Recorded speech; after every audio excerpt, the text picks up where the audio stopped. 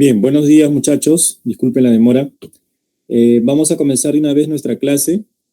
Te estaba preguntando si la semana pasada llegamos a terminar el tema de la semana anterior. Me dicen que no. Básicamente, ¿qué nos faltaba muchachos? Nos faltaba explicar la última parte.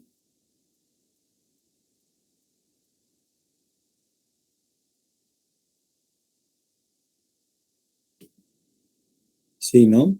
Ya. ¿Qué parte? La parte de replicación, transcripción o solamente la última parte. La replicación me dicen acá. Ya, ok, vimos. Vamos a rápidamente a terminar esta parte para dar las claves, ¿ya? Ok.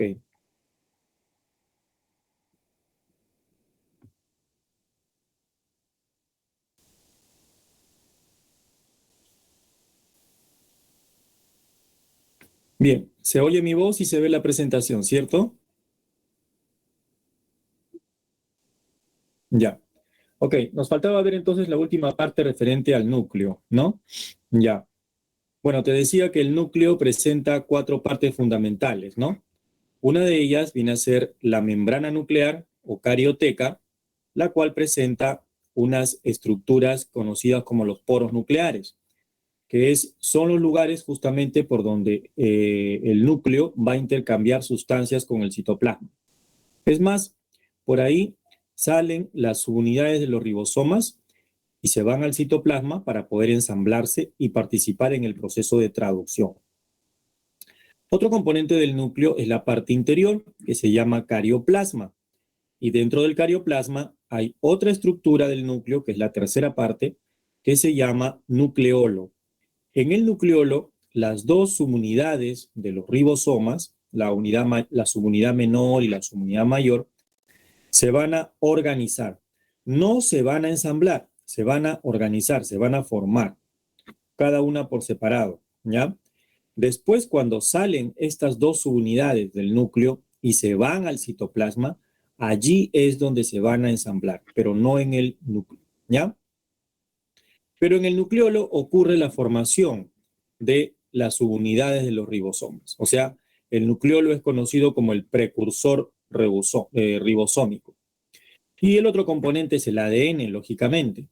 El ADN no está solo, está asociado a unas proteínas que se llaman histonas, y la asociación entre ADN y proteínas histonas se conoce como cromatina. La cromatina se localiza dentro del núcleo en una zona bien condensada llamada heterocromatina y en un estado semicondensado llamado eucromatina, ¿ya? Pero la cromatina está hecha de ADN más histonas. Cuando la célula entra en el proceso de división celular, o sea, profase ya, ahí la cromatina se va a condensar, ¿no? Como ya se duplicó antes, la cromatina se va a condensar y se va a transformar en un cuerpo llamado cromosoma, ¿no? Cromosoma, ¿ya? Bien. En el núcleo ocurren dos procesos interesantes. Uno de ellos es la replicación del material genético y el otro es la transcripción, ¿ya? La replicación del material genético consiste que una molécula de ADN va a sacar copia de sí misma, o sea, va a producir dos moléculas de ADN, ¿ya? Este proceso se lleva a cabo en el núcleo de la célula. El otro proceso es la transcripción, proceso muy importante que consiste en formar una molécula de ARN conocida como el mensajero a partir de las dos cadenas o una de las dos cadenas moldes de ADN. O sea, a partir del ADN vamos a formar ARN. Ese proceso se llama transcripción y también ocurre en el núcleo, ¿ya? La enzima transcriptasa inversa, que está presente en los retrovirus como el VIH, hace lo contrario. Participa en el proceso de conversión de ARN hacia ADN. Por esa razón, el VIH, como tiene su genoma de tipo ARN, lo puede convertir o lo puede cambiar a ADN, pero haciendo el proceso inverso a la transcripción, que se conoce como la retrotranscripción. ¿Ok? pero gracias a la enzima que tiene el VIH que se llama la retrotranscriptasa. Entonces, la replicación y la transcripción se dan en el núcleo de las células eucariotas. Luego viene la traducción. La traducción es un proceso en donde se sintetizan, donde se producen, donde se fabrican proteínas a partir de una molécula de ARN, ¿ok? Pero en realidad, para producir una proteína se necesitan 3 tipos de ARN. El ARN mensajero, que lleva los codones, el ARN de transferencia, que lleva los anticodones y los aminoácidos respectivos, y el ribosoma o el ARN ribosomal, que es el que traduce las dos informaciones o lee las dos informaciones que llevan ambos tipos de ARN, para que posteriormente los aminoácidos se puedan ensamblar y se pueda formar la proteína que queremos. Este proceso se denomina traducción y ocurre dentro del citoplasma, ¿ya? Gracias al ribosoma, ¿ok? Estos 3 procesos que te acabo de mencionar, replicación, transcripción y traducción, ¿ya? Lo realizan absolutamente todos los seres vivos. Inclusive los virus también, pero como no son considerados seres vivos, ellos para hacer todo esto necesitan ingresar a una célula huésped. Veamos rápidamente cómo se da el proceso de replicación, ¿ya? Para poder replicar el ADN y sacar 2 copias de sí mismo, se necesita separar las 2 cadenas. En este caso, estas 2 cadenas de color azul oscuro ya están separadas. Pero ¿cómo se logran separar? Gracias a 2 enzimas. Una enzima que actúa primero, que es la topoisomerasa, que la tenemos aquí de color un poco lila, que se va a encargar de desespiralizar la doble hebra. ¿Qué significa eso, profe? Que la enzima va a, digamos, fomentar el rompimiento de los enlaces fosfodiéster para que la doble hélice se comience a, digamos, a doblar, ¿no? Y a separarse, ¿de acuerdo? Pero después, la separación todavía no es completa. Necesitamos otra enzima que se llama la helicasa, que está aquí de color medio celestito, que es la que definitivamente pues va a separar las cadenas porque va a cortar los puentes de hidrógeno, ¿de acuerdo? Entonces, a medida que la helicasa va avanzando y la topoisomerasa también, las 2 cadenas de azul oscuro se van separando y va quedando un espacio. Y ese espacio sirve para que actúe otra enzima que está aquí como especie de una argollita amarilla, ¿ya? Que se llama la ADN polimerasa. ¿Qué es lo que va a hacer la ADN polimerasa? La ADN polimerasa lo que va a hacer es elongar las nuevas cadenas de ADN, que en este caso, ¿ya? Estarían de color celestito, ¿ya? Esta cadena de celeste, ¿ya? Utiliza como molde la cadena de aquí de azul oscuro, ¿ya? Y para sintetizar esta cadena, ¿ya? Se requiere de la presencia de un primer segmento de ARN, que no está acá dibujado, pero que se llama primer o cebador. Ese primer o cebador es una secuencia de ARN pequeña que se va a colocar al inicio del origen de la cadena molde, que se llama el origen de la replicación. Luego recién viene la enzima ADN polimerasa y comienza a hacer esto lo que estás viendo acá, elongar la nueva cadena. ¿Pero cómo lo va a hacer? Lo va a hacer si es que o siempre y cuando encuentre los nucleótidos que le corresponden.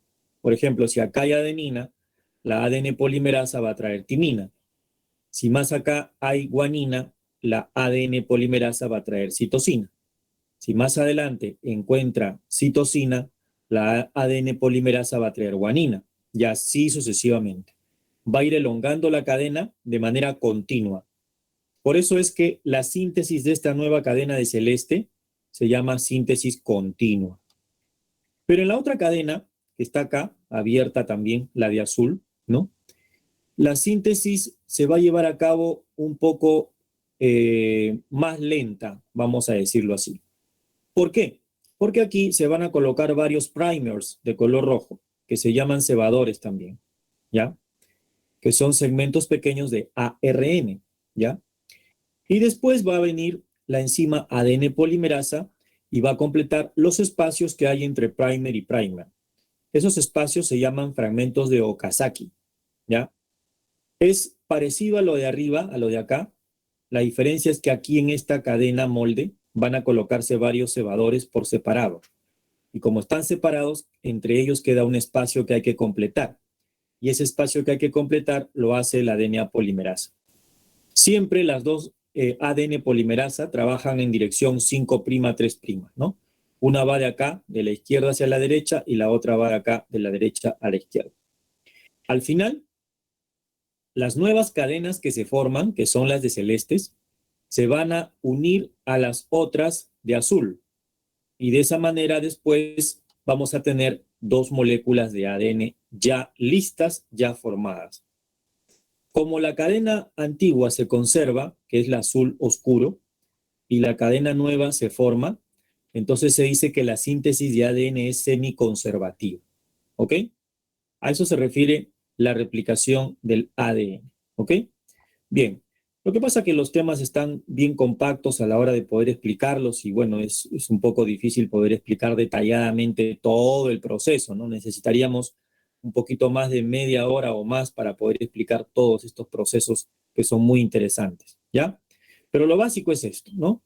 La replicación del ADN involucra la participación de estas enzimas, la topoisomerasa que desenrolla, la helicasa que corta y separa las cadenas, y la ADN polimerasa, que es la que elonga la cadena, ¿ya? Y siempre las nuevas cadenas van a ir en dirección 5'3', siempre es así, ¿ok? Luego tenemos la transcripción y la traducción.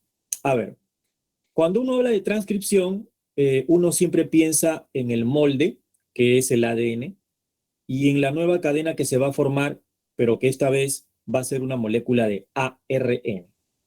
Esa molécula de ARN que se va a formar se llama el mensajero.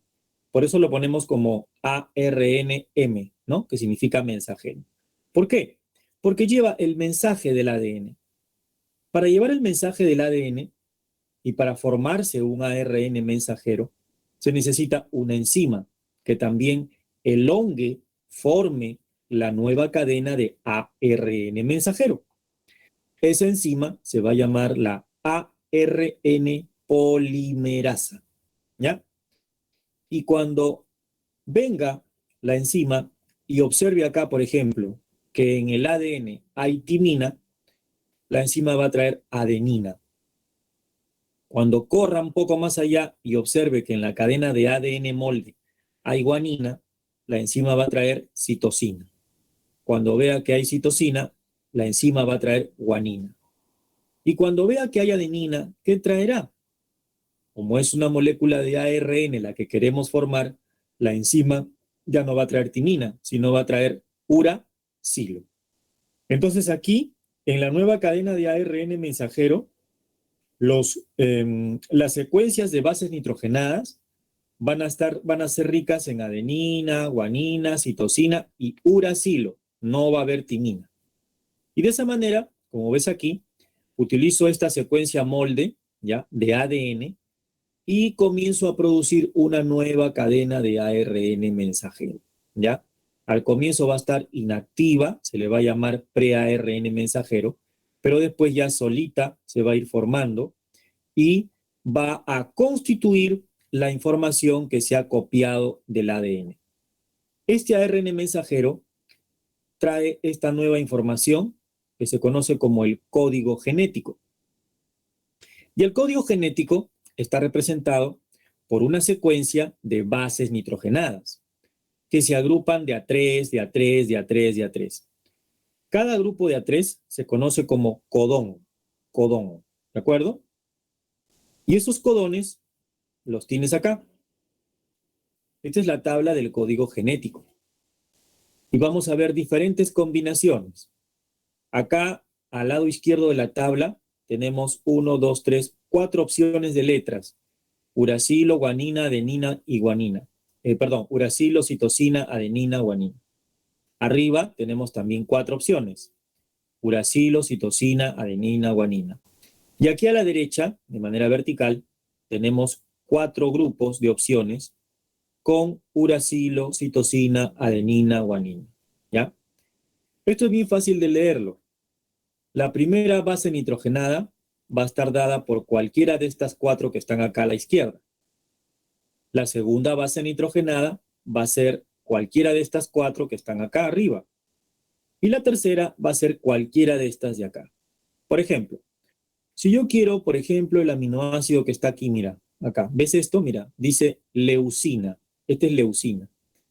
El código para leucina puede ser este, mira, ve. Uracilo, primera letra. Uracilo, segunda letra, mira. Y mira, adenina, tercera letra, ¿no? Ese es el código para leucina. Pero leucina también tiene otro código, mira. Uracilo, primera letra, acá está. Uracilo, segunda letra, acá está. Y guanina, tercera letra, mira. Acá está. ¿Te das cuenta? Entonces, leucina puede tener el código UUA o puede tener el código UUG. ¿Ya? Muchos aminoácidos se van a repetir. Mira, acá hay otro código para leucina, acá hay otro más. Y es diferente, mira. Por esa razón se dice que el código genético es degenerado. ¿Ya? ¿Por qué? Porque para un aminoácido pueden haber diferentes códigos genéticos. ¿Y quién trae todo este código, toda esta información? Lo trae el ARN mensajero. Profesor, ¿y hasta qué punto se va a sintetizar o se van a ir trayendo los códigos? O sea, ¿hay un tope? Sí, hay un tope. Esos topes se llaman codones de término o simplemente codones stop, que vienen a ser estos de acá, estos de rojo. Son 3, mira, de toda la lista que hay acá, de los 64 codones que hay acá, 3 no codifican ningún aminoácido. Por ejemplo, este de aquí, mira, U, A, A. El otro U, A, G. El otro es U, G, A. O sea, UGA, WAG, WA, ¿no? No codifican ningún aminoácido. Y el de verde que está acá es el primer codón que codifica el primer aminoácido que siempre es metionina. ¿De acuerdo? ¿Ya? Entonces, este es el código genético, que lo trae el ARN mensajero. Pero este código genético tiene que leerlo este señor que está acá, el gordito, que se llama el ribosoma o el ARN ribosomal. ¿Ya? Entonces, para esto, el ARN mensajero ya tiene que salir de acá, del núcleo, porque este es el núcleo, y luego se va al citoplasma. La síntesis de ARN mensajero se llama transcripción, ¿ok? Cuando sale el ARN mensajero, lleva los codones. Pero existe otro ARN que se ha producido también, que está en el citoplasma, y que se llama el ARN de transferencia. Es este de acá, chiquito este. Entonces, el ARN de transferencia también va a entrar acá. El ARN mensajero, por ejemplo, vamos a suponer que lleve, acá no se ve bien, está muy pequeñito, que lleve este codón, mira, ve, AUG. Entonces, el ARN de transferencia tiene que llevar UAC. Aquí está mal. Aquí hay un error en el gráfico. Por favor, quiero que corrijas. Aquí, este anticodón, que es el que trae el ARN de transferencia, debe decir U, ¿no? UAC. ¿Por qué? Porque aquí el ARN mensajero está trayendo AUG. Acá no puede haber timina jamás, jamás, ¿de acuerdo? Entonces, el ARN de transferencia trae el anticodón. Si acá hay adenina, acá debe haber uracilo. Si en el codón hay uracilo, en el anticodón hay adenina. Si en el codón hay guanina, en el anticodón debe haber citosina. No hay TAC, sino UAC sería. ¿De acuerdo?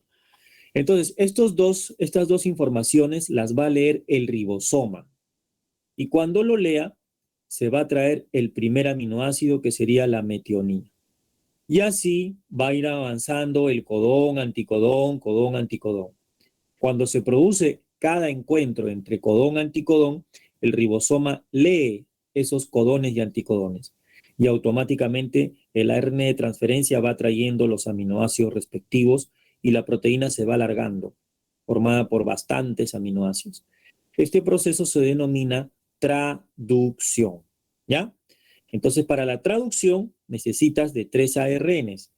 El mensajero, que trae los codones, el de transferencia, que trae los anticodones y los aminoácidos, y el ARN ribosomal, que es el que va a leer la información. ¿Ok? ¿Ya? Bien.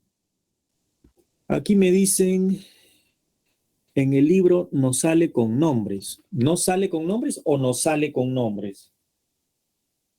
A ver, voy a ver el libro para absolver tu pregunta. En el libro de la pre me dices, ¿no?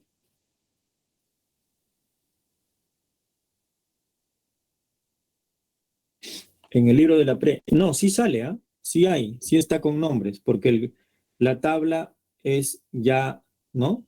Igual que la de acá. A ver, por acá.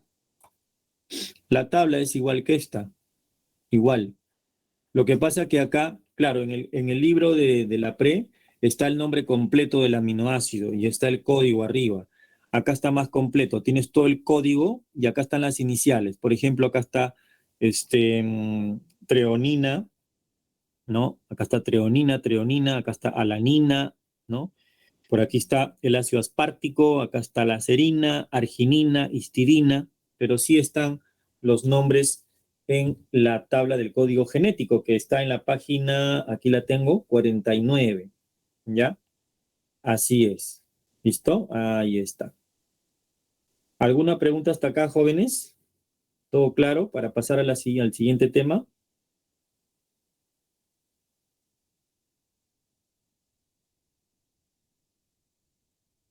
A ver, voy a ver el chat.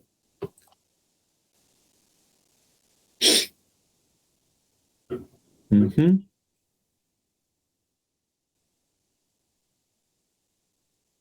Uh-huh. Profe, buenos días, una consulta. Sí. ¿Cómo es que inicia una cadena de codones? O sea, con UAA o UAG. Ya. La cadena de codones se va a iniciar con esta de acá que estás viendo, con la verde, AUG. Esa es la primera secuencia que se va a traer o que el ARN mensajero va a traer, ya, para que lo lea el ribosoma. O sea, aquí, acá. Si ves esta figura, aquí el codón que ves acá es AUG. Y este codón te codifica el aminoácido que está acá, mira. ¿Ve? A, U, G, metionina. Entonces, el que va a traer la metionina no es el ARN mensajero, sería el de acá que viene el chiquito, el ARN de transferencia. Pero como les digo, ¿no? Aquí hay un error parece de tipeo a la hora de que lo han puesto. Aquí debería ser el complemento, porque el anticodón es el complemento del codón, ¿ya? Acá, para AUG, ¿qué secuencia debería ser? U, A, C. Y acá dice TAC. T no puede ser, porque el ARN de transferencia, un ARN jamás tiene timina, no va a traer timina, entonces debe ser UAC. Entonces, cuando viene el anticodón UAC, que lo trae el ARN de transferencia, también va a traer el primer aminoácido, que es esta bolita de acá, que es la metionina. ¿Ya? Y después va a venir otro codón y otro anticodón, ¿de acuerdo? Para traer la información, ¿ya? Entonces, el ribosoma lo que va a hacer es leer esas dos informaciones, ¿ya? Y al leer esas dos informaciones, obviamente, pues, se va a formar el primer aminoácido. Y así se van a ir formando los demás aminoácidos, ¿ya? ¿Ok? ¿Se Profe, entendió hasta ahí? sí, y otra pregunta. He visto que al lado de los codones hay como números, 3' y 5'. A ver. ¿Cómo sé cuál debe ir primero? Siempre, siempre sea el codón o anticodón, ¿no? En este caso, los codones vienen de un ARN mensajero que se sintetiza en sentido 5'3'. Siempre van a venir los dos en dirección 5'3', ¿ya? Pero aquí lo que interesa es traducir la información, ¿ya? Traducir la información, porque lo que vas a producir aquí en la traducción no es una ARN, sino una proteína. Y lo que te interesa aquí es tener los aminoácidos. Pero ¿cómo vas a tener los aminoácidos si no tienes el código? Entonces, el código está justamente, perdón, a ver, está justamente acá, ¿no es cierto? Con esta tablita, ¿ya? Entonces, va a llegar un momento en donde el ARN mensajero va a traer un codón de término, por ejemplo, el UAA. Entonces, como esto no codifica ningún aminoácido, ahí ya termina la producción de la cadena de aminoácidos, o sea, de la proteína, ¿ya? Entonces, ya ahí se acabaría. Ahora, tú me estás diciendo, pero estos codones vienen en un sentido, claro, como han sido sintetizados a partir de un ADN, ¿no? Como forman parte de un ARN y todo ARN que se forma viene en sentido 5'3', entonces siempre van a venir en ese sentido, 5'3'. Profesor, ¿y qué codón va primero? Primero va el AUG. ¿Y qué codón va segundo? Eso depende, ¿no? De lo que traiga el ARN mensajero, ¿no? Eso depende. Puede venir, por ejemplo, puede venir este, ¿no? Depende de qué proteína va a ser, ¿no? Por ejemplo, podría venir este de acá, leucina, CUC. El tercer codón podría ser este, ACA, treonina. El cuarto codón podría ser este, ¿no? Ácido aspartico, GAC, y así sucesivamente, ¿no? Hasta que se forme toda la proteína. ¿Sí? Profe, entonces cuando se juntan las bases nitrogenadas en la cadena de arriba, iría de 5 a 3 y en la cadena de abajo, que viene a ser el anticodón, de 3 a 5. Aquí tú dices, en esta zona, de Sí. 5 a 3 y de 3 a 5. Claro, lo que pasa que en realidad acá, si tú complementas las dos cadenas, ¿no? Como te digo, ¿no? AUG y el otro UAC, cada ARN viene en el sentido 5'3', ¿no es cierto? ¿Ya? Pero no es que uno venga en un sentido y el otro, porque cada ARN tiene una sola cadena y cada uno viene en el sentido 5'3'. Lo importante es que estas dos informaciones se lean por el ribosoma, ¿no? En el sentido que van a venir ellos, 5'3', ¿no?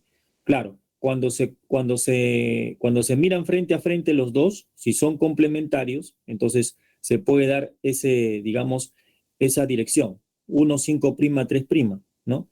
En realidad, los dos van a ir en 5'3', porque son ARNs que se sintetizan a partir del ADN, ¿ya? ¿Y, Esa es la razón. y Sí. en qué caso entonces cambiaría la dirección para que vaya de 3 a 5'? No cambia ninguna dirección. O sea, aquí, como te digo, mira, acá los ARNs que van a venir vienen en dirección 5'3', los dos, ¿ya? Y esos dos ARNs que vienen en esa dirección van a ser leídos por el ribosoma, ¿ya? Entonces, lo que importa es que el ribosoma lea digamos, reconozca esas dos informaciones que trae cada uno, ¿no? Porque para producir un ARN mensajero se hace en dirección 5'3'. Ahora, el ARN de transferencia, ¿no? Que es otro tipo de ARN, también se tiene que sintetizar en ese sentido, ¿no? Pero se va a colocar de acuerdo al complemento que tiene el otro ARN, ¿no? De acuerdo al complemento. Pero los dos están siendo sintetizados en el mismo sentido, ¿ya? Pero el ribosoma es el que va a leer esa información. Cuando yo quiero sintetizar una cadena nueva de ADN, también se va en el sentido 5'3', pero en sentido inverso a la cadena, ¿no? Por ejemplo, si yo tengo una cadena de ADN que va de 5' a 3', la nueva cadena también va a ir de 5' a 3', pero en sentido inverso. ¿Por qué en sentido inverso? Porque la cadena molde empieza con 5', termina con 3', y la nueva cadena también, pero va a iniciar en la zona 3' de la otra. No sé si me dejo entender, ¿no? Y para el ARN es lo mismo. Yo, por ejemplo, tengo aquí esta secuencia, ¿no? De ADN. Por ejemplo, acá tengo 5' y acá tengo 3'. Entonces, el ARN no va a ir de la 5' de ADN a 3', va a ir de la 3' de ADN a 5' de ADN. Pero en realidad, la nueva cadena de ARN se está sintetizando en 5', 3', ¿no? Esto es un poco complejo. Lo que pasa es que esto hay que explicarlo en la pizarra, detallarlo y todo, ¿no? Aquí con la imagen, ¿no? En unos Profesor, minutos. buenos días. Disculpe, estamos en la semana 4 y ya ha pasado más de 30 minutos. Sí, señorita, lo que pasa es que tengo que explicarle al estudiante que me está preguntando. No le puedo cortar tampoco, ¿ya? Tengo que seguir avanzando. No se preocupe, vamos a avanzar. Ok, vamos a seguir entonces, ¿sí? Gracias, profe. Ya. Entonces, bueno, esa es digamos, la idea de todo, de esta parte del código genético, ¿ya? La traducción involucra, pues, la síntesis de una proteína. Y para eso necesito esos 3 ARNs. Bien. Bueno, ahora sí, voy a dictarte las claves, les voy a dictar las claves, jóvenes, para que copien, por favor, de esta semana, ¿ya? Ok, bien. Quiero mencionar una cosa muy importante, ¿ya? Sé que nosotros estamos contra el tiempo y tenemos que avanzar, ¿ok? Pero en realidad, pues tampoco podemos dejar de contestar algunas preguntas. Tenemos que avanzar y lo vamos a hacer. Yo no soy por particularmente no me gusta correr y avanzar y dejar la información así. Sé que muchos probablemente chicos ya tengan experiencia, sepan, algunos dominan, pero otros también necesitan una explicación, ¿no? Y creo que es importante pues dar la explicación del caso, ¿ya? Eh, las preguntas del examen, bueno, van a venir de acuerdo al avance que hemos hecho, lo sé, ¿no? Y por esa razón, pues, a veces uno corre y avanza rápido y al final, pues, el alumno se perjudica. Y la verdad que no, yo no quisiera eso. O sea, no es mi manera de trabajo, no es tampoco correr, ¿no? Es importante darle la información que se requiere, ¿ya? A ver, la primera pregunta, la alternativa va a ser la D de dado, ¿ya? La segunda pregunta de la semana anterior, la respuesta es la B de beso, ¿ya? La tercera es la D de dado. La cuarta pregunta es D de dado también, la clave. La quinta pregunta es B de beso. La sexta pregunta es C de casa, ¿ya? La séptima pregunta es B de beso. La octava pregunta también es B de beso. La novena pregunta es D de dado. La décima pregunta es C de casa. La onceava pregunta es B de beso. La doceava pregunta es A de Ana. La treceava pregunta, la número 13, es D de dado. La 14 es B de beso. Y la 15 es A de Ana. Esas son las claves de la semana anterior. ¿Listo? Bien, voy a compartir entonces la siguiente diapositiva de la semana de hoy.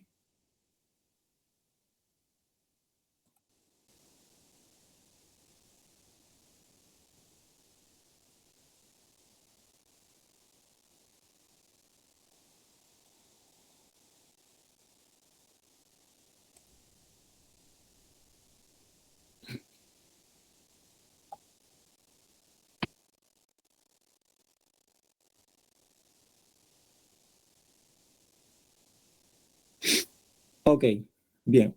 El día de hoy nos toca ver el tema de histología vegetal, histología animal, o sea, el estudio de los tejidos, ¿ya? Se ve la presentación, ¿cierto?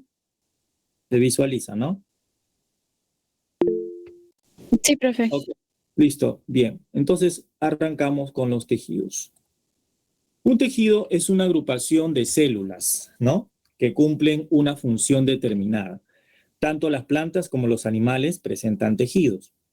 ¿Cuáles son los tejidos vegetales? Los tejidos vegetales se van a agrupar en dos tipos. Primero, los tejidos meristemáticos. Son aquellos que se encuentran formando parte de la planta, ¿no? Desde que se forma la planta, desde que es una semillita, ¿ya? Y son los encargados de otorgarle un crecimiento a la planta, ¿ya? Pero este crecimiento va a ser de dos maneras. Un crecimiento en grosor, ¿no? En espesor, y un crecimiento en longitud, o sea, un crecimiento en altura, ¿ya? Y longitud, ¿ok? Así es.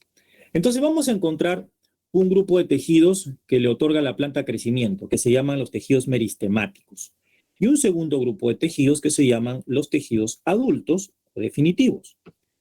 Los tejidos meristemáticos se caracterizan porque sus células presentan la capacidad de estarse dividiendo constantemente, de hacer mitosis constantemente, ¿ya? Y esto lo aprovechan muchas plantas para poder propagarse vegetativamente de manera asexual.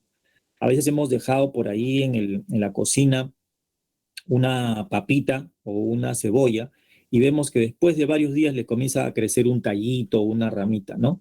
Entonces, eso es una propagación vegetativa, gracias al tejido meristemático. Dentro del tejido meristemático vamos a encontrar dos tipos, ¿ya? Acá ves, por ejemplo, esta imagen y acá hay otra imagen de acá. Vamos a encontrar dos tipos. El meristemo primario, ¿ya? Meristemo primario o apical y el meristemo secundario o lateral. Es fácil esto. El meristemo primario le va a otorgar a la planta un crecimiento en longitud, ¿ya? El tallo va a crecer hacia arriba y la raíz hacia abajo. Entonces, este meristemo primario se va a ubicar a nivel de los ápices de los tallos, ¿no? Donde se llaman las yemas, ahí, para formar nuevas hojas, ramas. Y también se va a ubicar en las puntas de las raíces, ¿ya? El otro meristemo es el meristemo secundario o lateral, el cual se va a ubicar en la zona central del tallo y la raíz, otorgándole a las plantas un crecimiento en grosor o en espesor. ¿De acuerdo? Así se da el crecimiento de la planta gracias al tejido meristemático. ¿Por qué? Porque sus células están en constante división.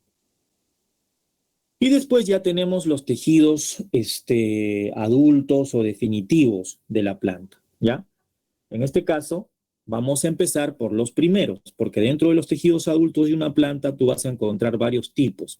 Tienes al tejido protector, al tejido mecánico, al tejido fundamental, al tejido de transporte, al tejido secretor. Hay 5 tejidos ahí.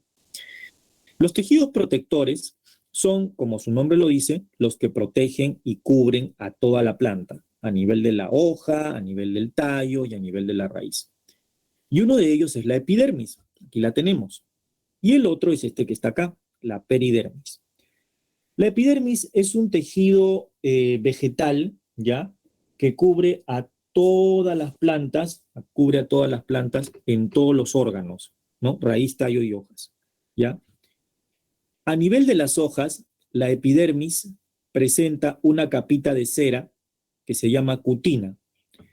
Y cuando se depositan varias capitas de cutina, se le dice cutícula, como vemos acá. Esta capa de cutícula es producida por las mismas células de la epidermis, ¿ya? Y esto le brinda protección. Además, la capa de cera que está acá, ¿no? Evita que la planta se pueda deshidratar o pueda perder agua, ¿ok? Ahora, otra cosita más también es que cuando hacemos un corte de una hoja de una planta y vemos la epidermis, en la parte de la epidermis inferior, ¿ya? Porque cuando tú cortas una hoja de manera transversal, ¿no? Y la ves al microscopio, vas a ver como si fuera una especie de sándwich, ¿no? O sea, 2 tapas, una tapa arriba y una tapa abajo. La tapa abajo es la epidermis inferior. Y en esa tapita vas a encontrar unas estructuras que se llaman los estomas, ¿ya? Estomas. Esto de acá es un estoma, mira, ¿no? Parece una boquita abierta, ¿no? Un estoma se localiza en la epidermis de la hoja y está formado por estas 2 células que ves acá, que se llaman células oclusivas, y hay una abertura en el centro que se llama ostiolo, ¿de acuerdo? Todo esto se denomina estoma, ¿ya? No vayas a pensar que el estoma es el huequito, no. El estoma es todo esto, las dos células oclusivas y el ostiolo, ¿ok? Así es. Por este lugar, la planta puede transpirar, o sea, puede botar su agua, ¿no?